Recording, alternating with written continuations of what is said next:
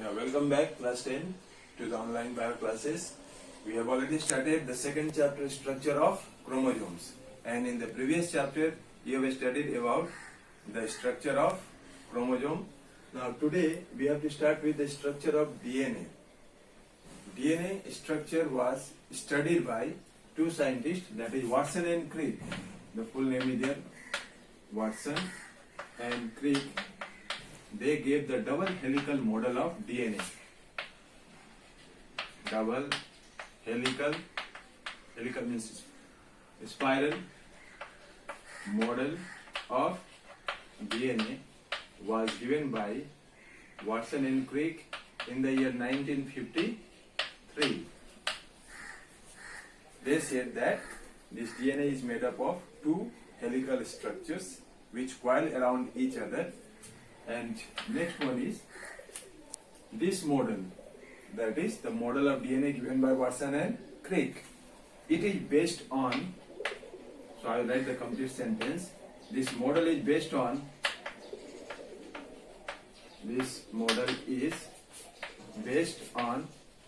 X-ray, one which is used to find out the broken bones and all. So X-ray diffraction, photography, the technique of taking the photography or the photograph of DNA. So this model is based on X-ray diffraction photography of DNA by Wilkins and Rosalind. Two scientists were there, by Wilkins and Franklin.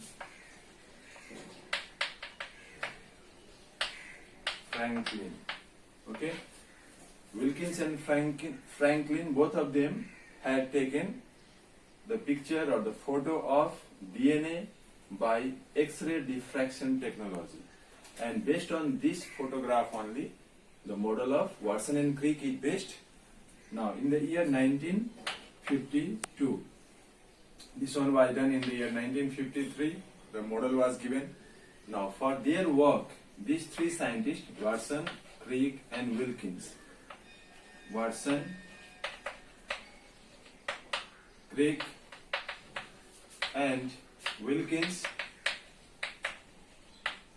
were awarded, means they were given Nobel Prize in 1962, 10 years later. It was in 52 they had done, this scientist. So awarded in 1962 for this work, for their work on finding the structure of DNA. Watson, Crick and Wilkins were awarded Nobel Prize in the year 1962. Now next we have to study what are the salient features. Okay, now look at the diagram which is given on the board. Next we are going to study about the salient features of model of DNA which was given by Watson and Crick. I will explain along with the help of diagram. The model of DNA consists of, or the DNA consists of two, you can see these two lines I have drawn. These two lines are known as sugar phosphate chains. Means they are made up of sugar. Sugar is in the form of deoxyribose, because the full form of DNA is deoxyribose nucleic acid. Okay, so nucleic acid is the genetic material which is present inside the nucleus. So deoxyribose and ribose are two types of sugar. Here it is deoxyribose. This sugar is there. Phosphate, you know, PO4. The chemical formula of phosphate is PO4. So sugar phosphate chain. These chains are made up of sugar and phosphate. Alright. Then the next one is, so I told that the two strands or the chains, they are made up of sugar phosphate, and in between them you can see there is nitrogenous bases like AT. A stands for adenine, T for thymine, G and C. G stands for guanine and C for cytosine. What are they? A, T, G, C. They represent nitrogenous bases. They are present just like a ladder is there. Like when we see the ladder, no, we have the steps on the ladder.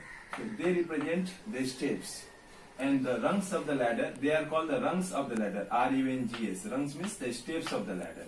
So just like the ladder is there which is twisted, That is the structure of DNA.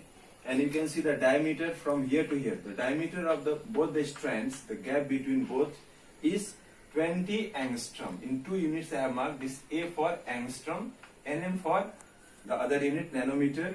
Now here you can see one complete turn starting from here, again going back to this stage only here. Means from here to here, one complete turn, the length is 3.4 nm or 34 angstrom. Better to learn in angstrom, so that decimal you can avoid, isn't it? Like this one you can say 20 angstrom, the diameter between the 2 chains, whereas one complete turn it is 34 angstrom. So this model is also called as BDNA. ADNA, BDNA. This one simply represents the model which was given by Watson and Crick. It is called as BDNA. Now next one is 2 chains are anti-parallel. Why it is called anti-parallel? Anti-parallel because if this one starts from 5 dash to 3 dash, like I am taking this chain, okay, 5 dash, it ends here. So this ending part is 3 dash. The other chain, this one, it is starting from 3 dash, and now where it ends, you can see it ends here. This one is called 5 dash. So because they are like, one is starting from 5 dash ending in 3 dash, the other one is starting from 3 dash ending in 5 dash. That's why they are called anti-parallel. And why they are called complementary to each other? They are called complementary because they help to fulfill or complement the nitrogenous base pairing rule, which was given by Erwin Sargaf. We'll study about that also. What is nitrogenous base pairing rule?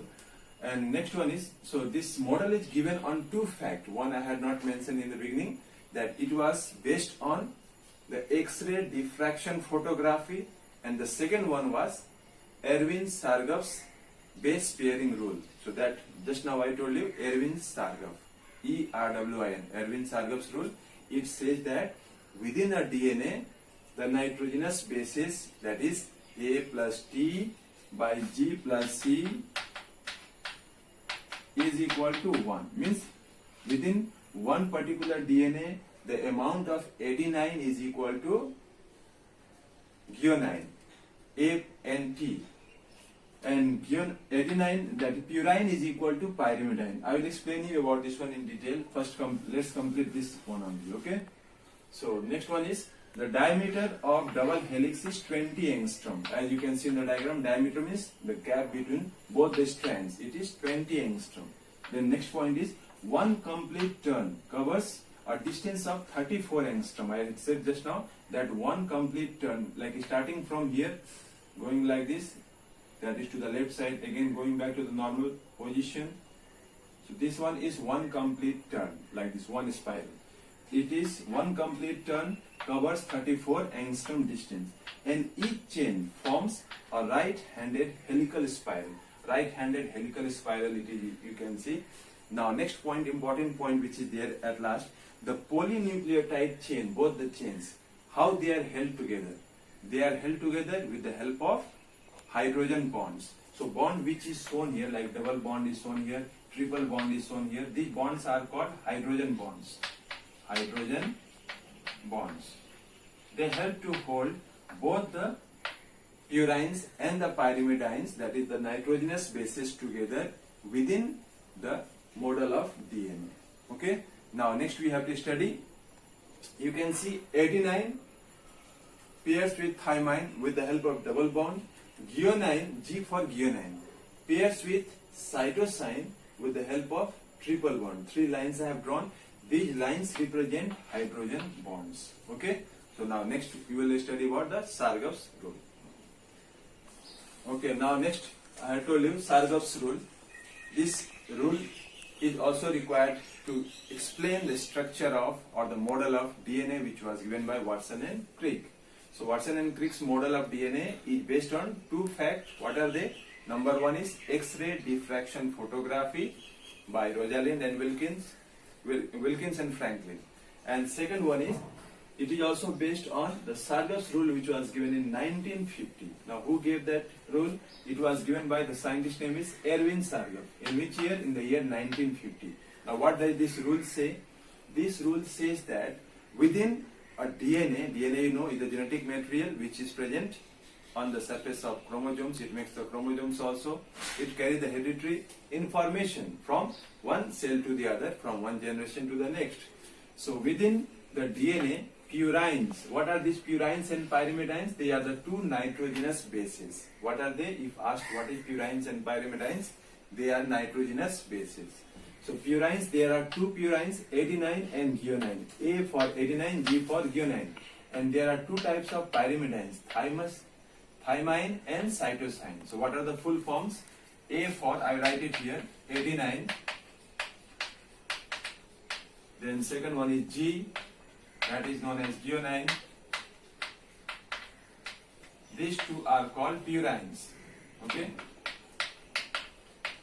And the second one, that is pyrimidines. What are they? T. T stands for thymine and C stands for cytosine. These two are known as pyrimidines. Now within a DNA, the amount of purines is equal to amount of pyrimidines. That is, A plus G is equal to C plus T. That's equal to 1 or 50% here you can say. So if I write A plus G by C plus T, it is equal to 1. Means within a cell, both the amount, they are in the ratio of 1:1. Like if one purine is there, one pyrimidine is there. They remains equal. Now you can see that what are the functions of DNA? I have already highlighted 4 points. Number 1, it is the genetic material. You know that DNA is the one which carry all the hereditary information from one cell to the next, from the parents to their offsprings. Like if any character is there within an organism, that character will be transferred to its offsprings or to their children in the form of DNA. Number 2, gene is chemically made up of DNA. Means what is genes? You know that each and every characters are controlled by a particular gene, and the gene remains in pairs. Like one comes from father, one from the mother. So they are known as alternative form of the genes, which is known as alleles. So chemically the gene is made up of what? It is made up of DNA. Means all those characters which we possess, like the curly hair, it is due to the presence of genes for that curly hair. Similarly, if the height, tallness or dwarfness character is there, they are also controlled by genes. Then the third point is, gene is mutable. What is the meaning of mutation? Mutation means any sudden changes in the structure of genes or chromosomes. Like the usual form or structure of genes and chromosomes will change, and it will help to bring about the appearance of new characters, which is required for evolution also. What is evolution? You know, evolution is gradual changes which occurs in the organisms so that they can survive in the changing world. And the last point is all the RNA. What is RNA? RNA stands for ribonucleic acid. All RNAs, I have said, all the RNA, that is, what are the 3 different types of RNA? Ribonucleic acid, I said. DNA and RNA, both of them are genetic material. Generally, all the eukaryotic cells or the eukaryotic organism has DNA as the genetic material. But some organisms, that is prokaryotic organisms, contains RNA also as the genetic material. So all the 3 types of RNA, mRNA, which stands for messenger RNA, tRNA, that is transfer RNA, and rRNA, that is ribosomal RNA, they are made indirectly from DNA only. Okay, so now next we will study about the 2 types of special types of chromosomes. Okay.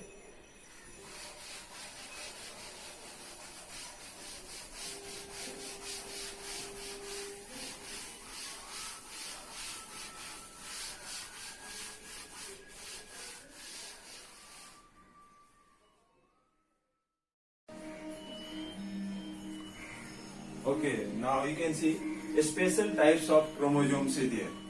There are 2 special types of chromosomes. What are they? Lamb brush chromosome. As you see, what is lamb brush? The name of the brush which is used to clean the test tube, like they are also called test tube brush or lamb brush chromosomes. They were seen in salamander. What is salamander?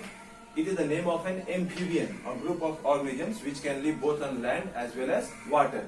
In the oocytes means it is the part of the female reproductive cell when it is in the developing stages, the oocytes will give rise to the eggs. In 1882, the year, by scientist name is Fleming.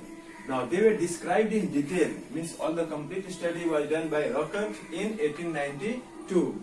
It is also called as test tube brush chromosomes by Thorpe and Burns. Why they called it as test tube brush chromosomes? Because just like test tube brush is used to clean them, as you can see the structure, it consists of main axis. These are the main axis, okay, and these are brush-like appearance, which are called loops. And the loops are rich in RNA and proteins. They help to synthesize the proteins also, and they are visible only during the diplotin stage. Diplotin stage, if you remember, it is a type of cell division, meiosis cell division. So during prophase 1 of meiosis 1, the diplotin stage is there, like 5 substages are there, in which diplotin, packaging, dikinesis. So diplotin stage of prophase 1 of meiosis 1, during this stage only these lamb brush chromosomes are visible. And where it is found, it is seen in the oocytes of amphibians, fishes as well as reptiles. Okay, now the second type of chromosomes which is there, the special type of chromosomes, that is called giant chromosome, also known as polytene chromosomes. So size of lamb brush chromosomes is less than that of the giant chromosomes or polytene chromosomes. So I will just, without wasting your time, will complete that one also, and with this only will complete the chapter. Okay. So now next one is, number 1 is already done, special chromosomes, giant chromosomes.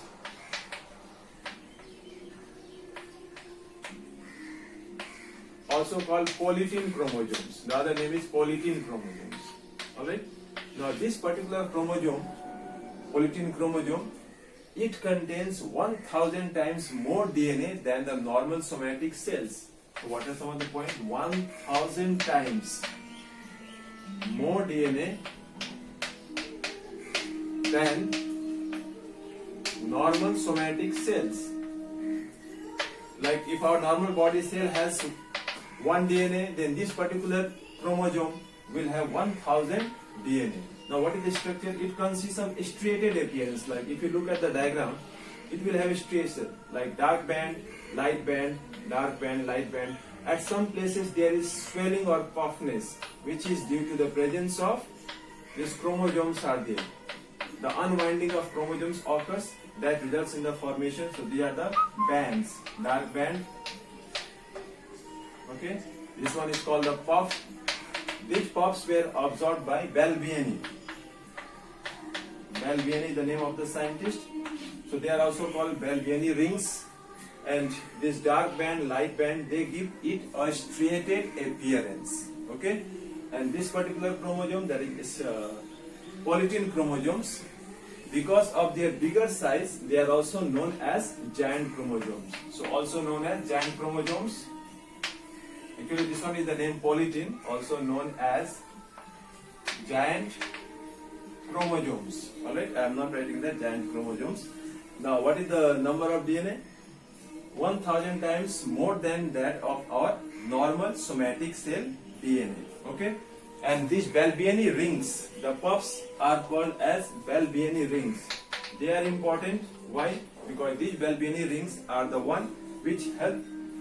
Why these rings are formed? If it is asked, you will say that the unwinding of chromosomes. When the chromosomes will open, they will form the swelling or the puffiness, and this puffiness will observed by the scientist Balbiani. That's why it is called Balbiani rings. They were discovered by Balbiani in the year, I will say 1890, and they are the active site of RNA synthesis and protein. This is the place where RNA synthesis and protein synthesis occurs. RNA plus proteins are synthesized. Okay, in the Balbiani rings. Now, anything more about this? Who discovered or studied about them in detail? Kolar, the name of the another scientist who studied details. Kolar is the scientist who studied the details of this particular chromosome, and where it is found? It is found in the salivary gland of the insects. First of all, it was found or seen in the salivary gland of an insect named Chironomus by Balbiani only. Chironomus is a type of insect, and it is also found in Malpighian tubules. What is Malpighian tubules? Like in our body we have the kidneys as the excretory organ. In the insects it is the Malpighian tubules which helps in excretion, and these particular chromosomes are found in those Malpighian tubules as well as in the salivary glands. Okay, so with this we complete the chapter. Now as homework what you can do is, I will give you the, if you have already purchased the book, you can try the exercises, the question answers you can do and learn it, so that you can write a test based on second chapter only, that is structure of chromosomes. Okay, thank you.